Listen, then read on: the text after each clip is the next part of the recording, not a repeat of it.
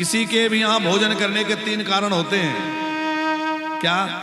बोले एक तो भोजन कराने के वाले के अंदर बहुत भाव हो, नहीं आपको थोड़ा तो खाना ही पड़ेगा, तो लोग खा लेते हैं।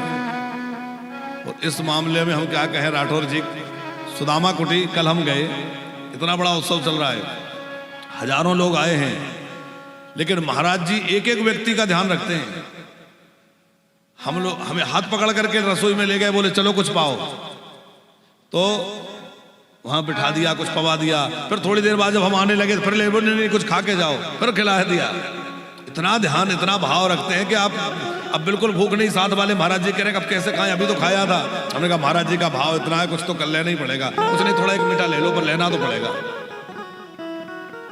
बड़े आश्चर्य की बात यह है कि हम जितनी बार आश्रम गए हैं, अब तो खूब सबसे जान परिचय है, महाराज जी भी बहुत सम्मान देते हैं, बहुत प्रेम रखते हैं सुदामा कुटी वाले, बड़े महाराज जी भी छोटे महाराज जी भी, 2 महंत हैं। बड़े महाराज जी तो अब महंता ही दे चुके हैं, तो जो उत्तराधिकारी महंत हैं वो भी बड़े अद्भुत हैं। जब हमारा वहां किसी से कोई जान परिचय नहीं था और हम वृंदावन की परिक्रमा लगाते लगाते सुदामा कुटी दर्शन करने की भावना से पहुंच जाएं, तो दर्शन करने भी पहुंच जाएं तो वहां बिना कुछ खाए पिए कभी नहीं लौटने दिया, जबकि कोई जान परिचय नहीं था। तब भी कोई ब्राह्मण आए हैं, बोले कुछ जिमाओ, कुछ नहीं तो दोने में खिचड़ी प्रसाद दे दिया, कभी भोजन का समय भोजन जिमा दिया। कितना प्रेम वहां। इसीलिए आज देखो वो सुदामा कुटी का जो स्थान है वो दुनिया में सेवा के रूप में सबसे आगे माना जा रहा है। अद्भुत सेवाएं सुदामा कुटी में हो रही हैं। आप जानते हैं सुदामा कुटी नाम क्यों पड़ा? क्योंकि सुदामा दास जी वहां के पूज्य महाराज श्री जी थे, जिनका अभी शताब्दी महोत्सव हो रहा है। उनको 100 वर्ष हो गए, वृंदावन 100 वर्ष पहले आए थे वो। तब उन्होंने भिक्षा मांग करके सेवा शुरू करी थी।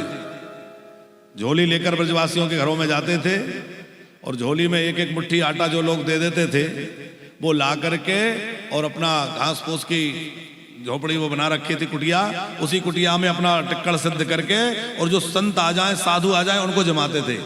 भिक्षा अपने लिए नहीं मांगते थे, संत सेवा के लिए 10-5 साधुओं को भोजन कराऊंगा, जो साधु वृंदावन दर्शन करने आते हैं उनके लिए टिक्कड़ प्रसाद कुछ बना के जमाऊंगा।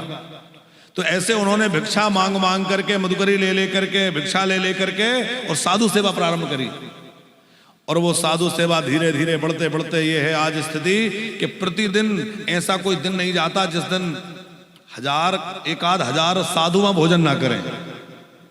प्रतिदिन भोजन होता है, 1000 साधु कम से कम प्रतिदिन भोजन करते होंगे, शायद इससे कई गुना ज्यादा करते हो। और अभी तो विशाल आयोजन चल रहा है। भाव की बात है तो भोजन कहां होता है? बोले जिसके अंदर बहुत ज्यादा भाव हो तो भोजन होता है। दूसरा, खाने वाले के अंदर अभाव हो, अब बेचारा भूख लग रही है, कोई व्यवस्था नहीं लग रही है, तो चलो जो कुछ मिल रहा है पालें। या खिलाने वाले का बहुत ज्यादा प्रभाव हो। भगवान बोले ना तो दुर्योधन तेरे अंदर कोई भाव है, ना मेरे पास कोई अभाव है, ना मेरे सामने तेरा कोई प्रभाव है, तेरे यहां भोजन नहीं करूंगा। मैं तो आज चाचा विदुर के यहां भोजन करूंगा।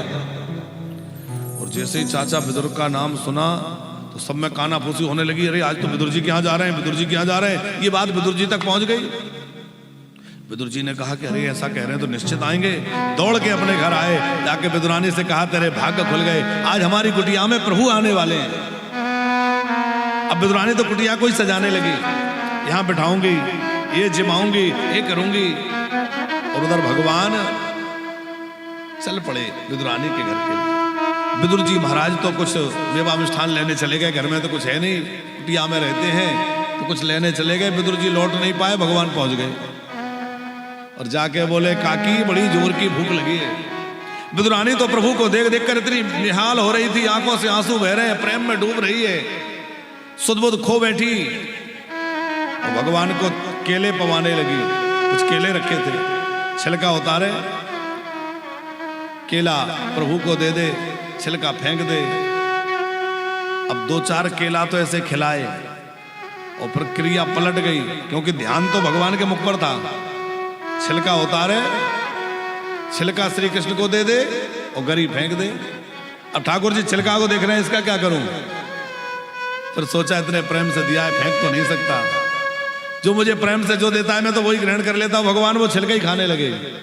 और एक दो छिलके नहीं, जाने कितने छिलके भगवान द्वारिकाधीश पा गए। विदुर जी आए, उन्होंने देखा करी आंगन में पड़ी है छिलका ठाकुर जी के हाथ में। सब समझ गए, अरे पागल तूने ये क्या कर दिया? अरे बाबरी, द्वारिकाधीश को छिलके जमा दिए। बढ़िया मेवा मिष्ठान लाए थे, वो जमाए। ठाकुर जी मेवा पाते भाई क्या बोले? काका जी, आपके मेवा मिष्ठान में जो स्वाद नहीं है, जो स्वाद काकी के छिलकों में था, काकी के छिलकों को पाकर तो मैं तृप्त हो गया। काकी के छिलकों को खाकर तो मुझे मैया यशोदा के माखन की याद आ गई। काकी के छिलके खाकर के तो मैं क्या कहूं, मुझे विदुरानी के बेरों की याद आ गई। भगवान को जमाना है तो प्रेम से, क्योंकि भगवान केवल प्रेम से रीझते हैं।